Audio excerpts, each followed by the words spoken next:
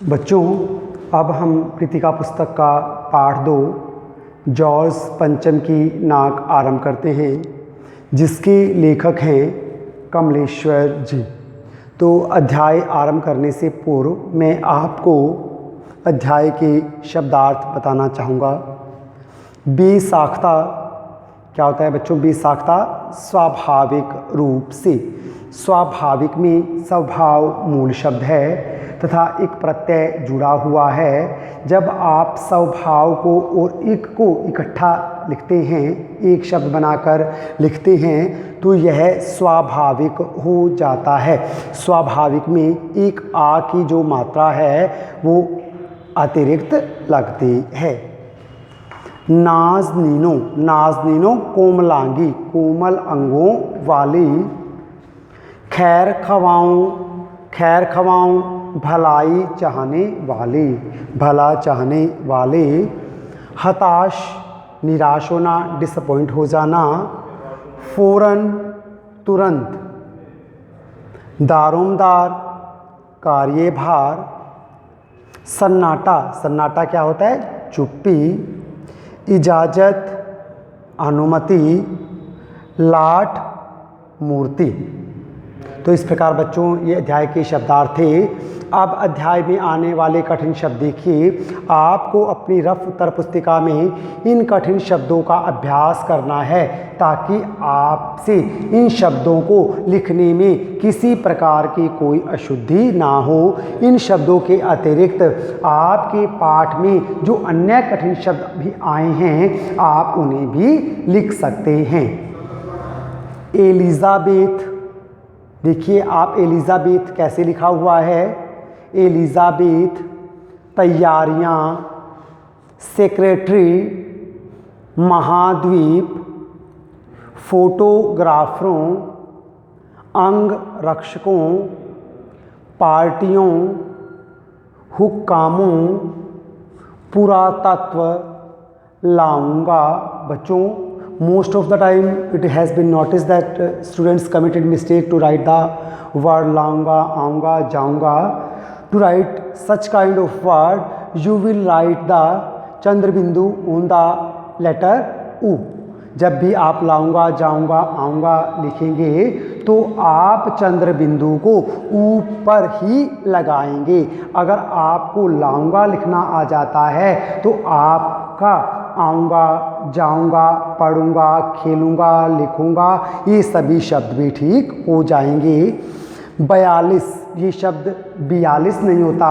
कई बार हम इसका गलत उच्चारण करते हैं, हम इसे 42 बोलते हैं। अगर हम किसी शब्द का अशुद्ध उच्चारण करते हैं तो लिखते समय भी वह हमसे अशुद्ध हो जाएगा।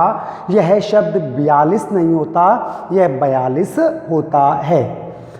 42, उद्घाटन, मूर्तिकार, अभिनंदन, ज़रूरत, होशियारी।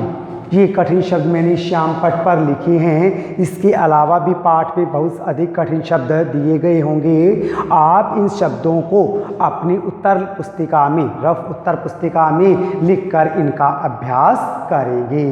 तो बच्चों, जो जॉर्ज पंचम की नाक पाठ है, इसे पढ़ाने से पूर्व मैं आपको इस पाठ के सारांश के बारे में बताऊंगा। जो इंग्लैंड की रानी एलिज़ाबेथ थी, उसे भारत आना था। तो बच्चों, उसे भारत आना था। उनके शाही दौरे की जो ये खबर थी, यह वहाँ की अखबारों में छप रही थी। ये खबरें एक दिन वहाँ की अखबारों में छपती तो दूसरे दिन वही खबरें हमारे हिंदुस्तान की अखबारों में भी छप जाती कि रानी भारत आने के लिए क्या क्या तैयारियां कर रही हैं। यहाँ तक कि रानी को जो सूट पहनकर इस दौरे पर आना था, उसकी खबर भी अखबारों में छाप दी गई। उनके बावर्चियों की, उनके नौकरों की, उनके खानसामों की, यहाँ तक कि महल में रहने वाले कुत्तों की खबरें भी अखबार में छाप दी गई। तो बच्चों, इन पंक्तियों के माध्यम से जो हमारी यहाँ की पत्रकारिता है उस पर व्यंग्य किया गया है कि जो पत्रकार हैं वो अनावश्यक बातों को भी अपने समाचार पत्रों में, पत्रिकाओं में स्थान देते हैं। तो अब रानी को हिंदुस्तान आना था, तो हिंदुस्तान में उसे दिल्ली में पालम हवाई अड्डे पर उतरना था।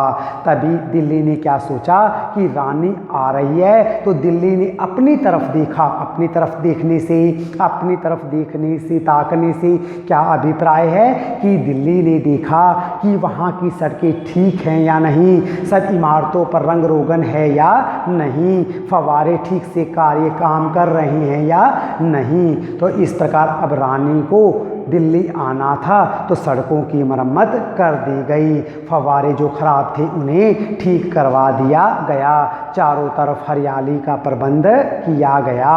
लेकिन एक समस्या उनके सामने थी। वहाँ पर कश्मीरी गेट पर एक जॉर्ज पंचम की लाट, जॉर्ज पंचम की मूर्ति बनी हुई थी और उस मूर्ति पर नाक नहीं थी। तो कुछ इसके पक्ष में थे कि नाक लगनी चाहिए और कुछ इसके विपक्ष में थे कि नाक नहीं लगनी चाहिए। तो अंत में यह निर्णय लिया गया कि नाक लगाई जाएगी और यह कार्य एक मूर्तिकार को दे दिया गया। वह मूर्तिकार जो था वह आर्थिक तंगी में था।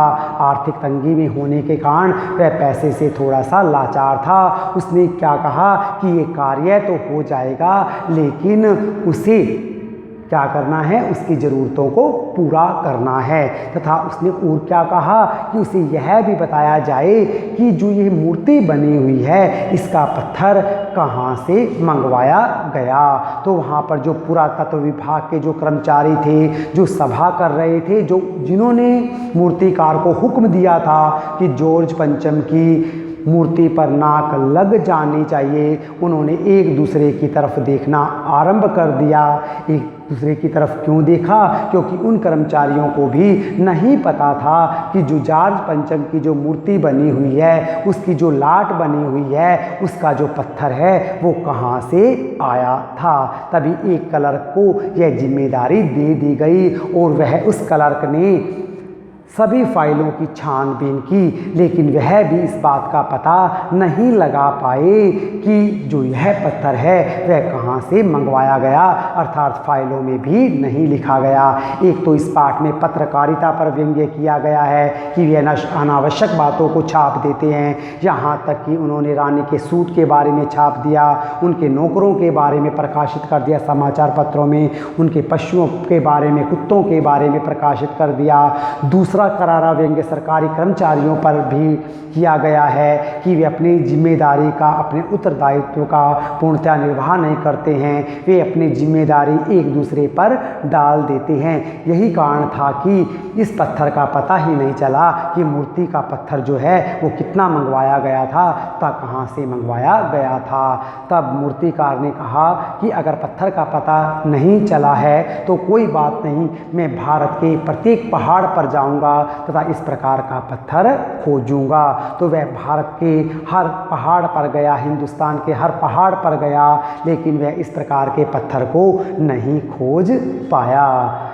तो उसके पश्चात उसने यह हुकामों के पास आया और उन्होंने क्या कहा कि यह पत्थर तो विदेश से मंगवाया गया है, यह पत्थर तो भारत का नहीं है। तब उन्होंने हुकामों से कहा कि अब जो हमारे देश के जो देशभक्त हैं, मैं उनकी मूर्तियों को जांचूंगा और वहाँ से अगर मुझे कोई ऐसा पत्थर मिलता है तो मैं उस पत्थर से इस मूर्ति की जॉर्ज पंचम की मूर्ति की नाक बना दूंगा। लेकिन जब वह इन देशभक्तों की मूर्तियों की भी जांच करता है तो उसने पाया कि इन मूर्तियों की जो नाक हैं वह जॉर्ज पंचम की नाक से बड़ी थी। इस प्रकार वह फिर से हुकामों के पास आया और उन्हें सलाह दी कि सन 42 में जो बच्चे शहीद हुए थे मैं उनकी नाक की जांच करूंगा तथा उनमें से कोई नाक इस पर लगा दूंगा।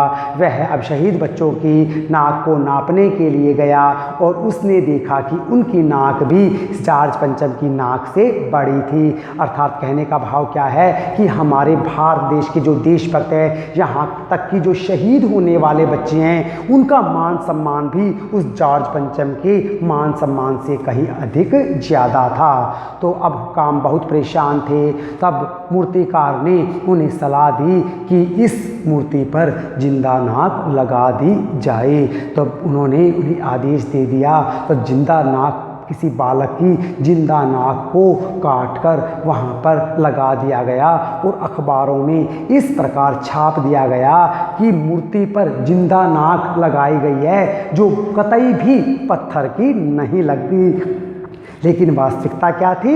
मूर्ति पर जो नाक लगाई गई थी वह जिंदा नाक ही लगाई गई थी। यह जनता को धोखा देने के लिए लिखा गया कि किसी को पता न चल जाए कि जॉर्ज पंचम पर जिंदा बच्चे की नाक लगाई गई है। तो क्या लिखा गया कि जॉर्ज पंचम की मूर्ति पर जिंदा नाक लगाई गई है, जो कतई भी पत्थर की नहीं लगती। अर्थात लोगों को तो यह दिखाया गया कि वह जो नाक लगी हुई है वह पत्थर की लगी हुई है। तो बच्चों, इस प्रकार जिंदा बालक की जो नाक लगा दी गई, यह क्या दर्शाती है? यह इस बात को दर्शाती है कि हम हिंदुस्तानी आज आज़ाद हो गए हैं और आज़ाद होने के बाद भी हम गुलाम हैं। हमें जॉर्ज पंचम, जो एक अंग्रेज़ था जिन्होंने भारत देश को गुलाम बनाया, उसकी नाक की हमें इतनी अधिक चिंता है कि जिसके लिए हमने अपने जिंदा बालकों को भी मार डाला था। जिसकी नाक उस पर फिट बैठी थी, उस बालक की नाक वहाँ पर लगा दी गई थी। तो यह हमारी हिंदुस्तानियों की गुलाम मानसिकता को भी दर्शाती है कि हम आज आज़ाद हो गए हैं और उसके पश्चात भी हम गुलाम हैं। हम इतनी चिंता किए बैठे हैं कि रानी को हमारे हिंदुस्तान में आना है और हमें जॉर्ज पंचम की नाक की चिंता लगी हुई है। तो बच्चों, अब हम पाठ आरंभ करते हैं।